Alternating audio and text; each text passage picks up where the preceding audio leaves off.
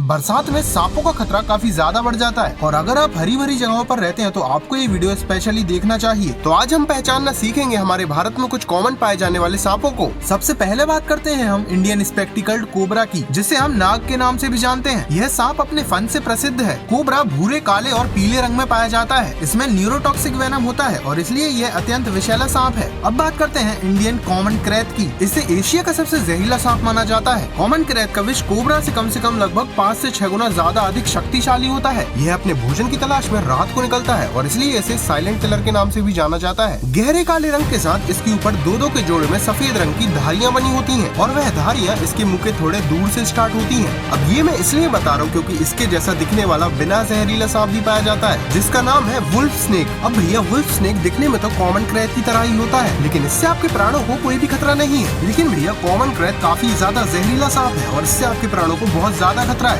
तो common krait और wolf snake को कैसे पहचानेंगे, तो चलिए मैं आपको बताता हूँ। जहाँ कॉमन क्रैत में डबल लाइंस पाई जाती हैं, वहीं वुल्फ स्नेक में सिंगल लाइंस पाई जाती हैं और कॉमन क्रैत के मुकाबले उनमें थोड़ा ज्यादा गैप होता है और वह लाइन कॉमन क्रैत के मुंह से थोड़ी दूर से बनना स्टार्ट होती है और वहीं वुल्फ स्नेक के मुंह से थोड़े पास से ही बनना स्टार्ट हो जाती है। और इसे आप इस तरह से भी याद रख सकते हैं कि लाइंस अगर डबल है तो ट्रबल है। अब बात करते हैं हमारे अगले नाग देवता रसल्स वाइपर की। ह्यूमोटॉक्सिक वेनम से लेस रसल्स वाइपर भी काफी विषैला सांप है, लेकिन लोग गलती तो तब कर बैठते हैं जब वह इसे पाइथन यानी कि अजगर या अजगर का बच्चा समझ लेते हैं और उनके साथ हादसा हो जाता है, क्योंकि अजगर विषैला नहीं होता और रसल्स वाइपर बहुत ही विषैला सांप है जो कि आपके लिए जानलेवा भी साबित हो सकता है। तो मैं आपको बताता हूँ कि आप अजगर और रसल्स वाइपर में कैसे डिफरेंस पता करेंगे। देखिए, 2 अजगर हमारे भारत में कॉमनली पाए जाते हैं, एक इंडियन रॉक पाइथन और दूसरा बर्मिस पाइथन। दोनों ही सांप नॉन वेनमस होते हैं और दिखने में इनका पैटर्न सिमिलर ही होता है। इनकी स्किन पर कुछ इस तरह से ब्लॉचेस, स्पॉट्स और स्ट्राइप्स के फॉर्म में पैटर्न्स बने होते हैं। और वहीं एक दूसरा सांप रसल्स वाइपर जो कि एक हाईली वेनमस स्नेक है, इसकी स्किन पर गोल आकार ओवल शेप में धब्बे बने होते हैं और ये धब्बे भूरे और काले रंग में पाए जाते हैं और इनका पैटर्न एक कतार में होता है और जितने शांत स्वभाव का ये दिखता है ना, उतनी ही फुर्ती से हमला भी करता है।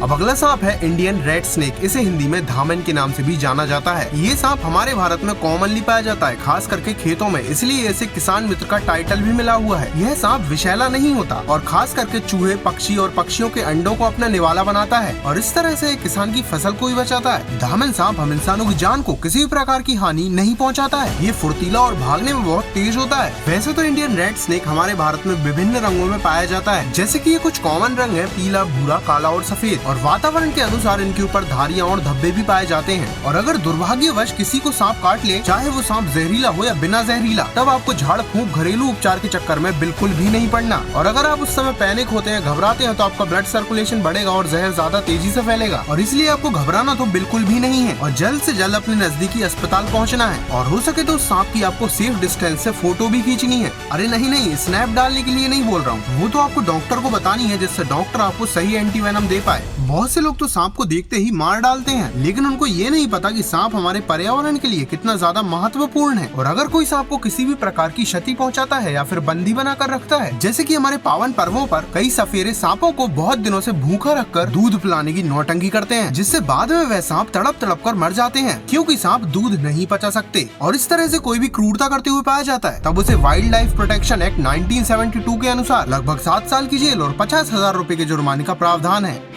और अगर आपको ये वीडियो थोड़ी सी भी अच्छी लगी हो तो एक लाइक कर सकते हैं। इस महत्वपूर्ण जानकारी को अधिक से अधिक लोगों तक शेयर करें। और हाँ, अभी वीडियो खत्म नहीं हुई है, लेकिन उससे पहले सब्सक्राइब करके बेल आइकन को ऑल पर सेट करना ना भूलें।